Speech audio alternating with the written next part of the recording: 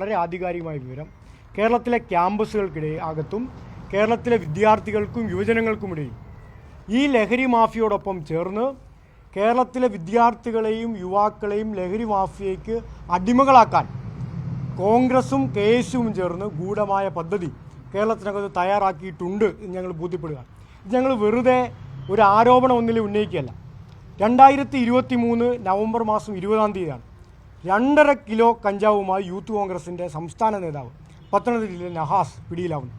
2023 December 29-നാണ് 40 kilo കഞ്ചാവുമായി, 1-2 അല്ല, ആലോചിക്കണം, 40 കിലോ കഞ്ചാവുമായി ആന്ധ്രയിൽ നിന്ന് കൊണ്ടുവന്ന കഞ്ചാവുമായി യൂത്ത് കോൺഗ്രസിൻ്റെ നേതാവ് ഷൈജു മാലിക്കിനെ ബാലരാമപുരത്ത് വെച്ച് പിടിക്കുന്നത്.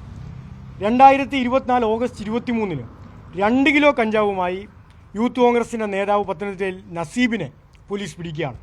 2024 ഡിസംബർ മാസം 11-ന് ഇടുക്കിയിലെ വിവിധങ്ങളായ ക്യാമ്പസുകളിലേക്ക് സപ്ലൈ ചെയ്യാൻ വേണ്ടി ശേഖരിച്ച ഈ പറയുന്ന കഞ്ചാവുമായി ഇടുക്കിയിലെ KSUവിൻ്റെ നിസ്സാരക്കാരനല്ല കേട്ടോ, ജില്ലാ സെക്രട്ടറിയായ റിസ്വാൻ നാസിനെ പോലീസ് പിടികൂടുന്നു. നിങ്ങൾ നോക്ക്, അതിൻ്റെ അവസാനത്തെ ഉദാഹരണമാണ് 1.9 കിലോ കഞ്ചാവുമായി കളമശ്ശേരിയിലെ പോളിടെക്നിക്കിൽ നിന്ന് KSU പ്രവർത്തകരായ ആകാശ്, യൂണിറ്റ് സെക്രട്ടറിയായ ഷാലിക്ക്, ഇന്ന് പിടിച്ച അനുരാഗ് ഉൾപ്പെടെയുള്ളവരെ പിടിക്കുന്നു.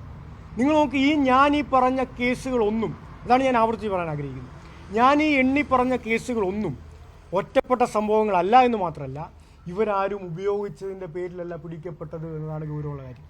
ഇവരെ എല്ലാം പിടിച്ചിരിക്കുന്നത് ബൾക്ക് ക്വാളിറ്റിയുമായിട്ടാണ്.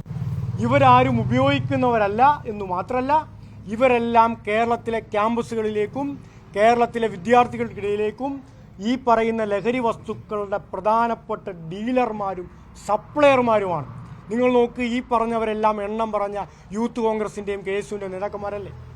എണ്ണം പറഞ്ഞ KSUവിൻ്റെയും യൂത്ത് കോൺഗ്രസിൻ്റെയും നേതാക്കന്മാർ ഈ കേരളത്തിനകത്ത് ഉപയോഗിക്കുന്നതിൻ്റെ പേരല്ല, ഞാൻ വീണ്ടും ആവർത്തി പറയുന്നു, സപ്ലയർമാരായതിൻ്റെ പേരിൽ ഇത്രയും ബൾക്ക് ക്വാണ്ടിറ്റിയിൽ പിടിക്കപ്പെടുമ്പോൾ എങ്ങനെയാണ് കോൺഗ്രസിൻ്റെ കേരളത്തിലെ ലീഡർഷിപ്പിന് ഒരു നാണവുമില്ലാതെ SFI കടന്നു വയ്ക്കാൻ കഴിയുന്നത്? VD സതീശൻ്റെ നിലപാടെന്താ? SFI ആണ് ഇതിന് പിന്നിൽ എന്ന് ഓരോ വാർത്ത വരുന്നതിന് മുമ്പായി തന്നെ സ്ഥാപിക്കുകയാണ്. നാളെ ഇനി വാർത്ത വന്നാൽ അതും SFI ആണ് എന്നാണ് VD സതീശൻ പറഞ്ഞു വെച്ചിരിക്കുന്നത്. ഇത് വാർത്ത വരുന്നുണ്ടോ SFI ആണ്. നിങ്ങൾ നോക്ക്, ഞങ്ങൾ തെളിവിൻ്റെ അടിസ്ഥാനത്തിലാണോ ഈ പറഞ്ഞ ഏതെങ്കിലും നിഷേധിക്കാൻ കോൺഗ്രസിന് ധൈര്യമുണ്ടോ? ഈ പറഞ്ഞ ആരെങ്കിലും KSUക്കാരല്ല കോൺഗ്രസ്സുകാരല്ല എന്ന് പറയാൻ കോൺഗ്രസ് ധൈര്യമുണ്ടോ? മുൻ പ്രതിപക്ഷ നേതാവ് പറഞ്ഞ എന്താ? മുൻ പ്രതിപക്ഷ നേതാവ് പറഞ്ഞ മാനദണ്ഡത്തിലാണെങ്കിൽ ഞങ്ങൾ ചോദിക്കാൻ ആഗ്രഹിക്കുന്നത്, പിരിച്ചുവിടേണ്ട സംഘടന ഏതാണ്?